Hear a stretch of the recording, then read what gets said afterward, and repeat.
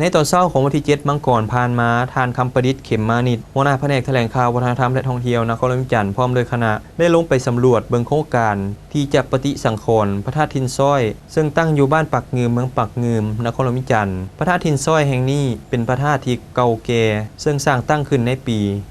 1570 และมีความสูง 17 เมตร กว้าง 4 เมตร สำหรับการลงไปครั้งนี้แม้ได้นำพานักวิชาการลงไปสำรวจเบิ่งข้อมูลตัวจริงเพื่อบันทึกเป็นรายละเอียดในการปฏิสังขรณ์พระธาตุแห่งนี้และเกี่ยมพร้อมในการลงมือจัดตั้งปฏิบัติให้สำเร็จไปตามแผนการที่คาดหมายไว้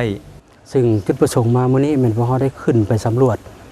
ตัวจริงพอเบื้องต้นพวกเขาก็ได้ขึ้นห้างเนาะห้างเล็กเพื่อจะได้ขึ้นไปสำรวจเบื้องว่า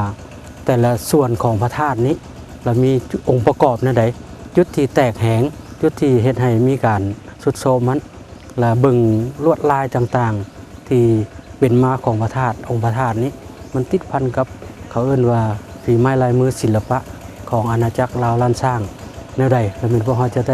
ได้ค้นคว้าทางด้านวิชาการจากนั้นทางกระทรวงมันจะได้เขียนเป็นแผนโครงการละเอียดทางด้านเทคนิคแล้วจะมาอธิบายชี้แจงให้แก่สังคมก็คือพ่อแม่ประชาชนได้รับทราบ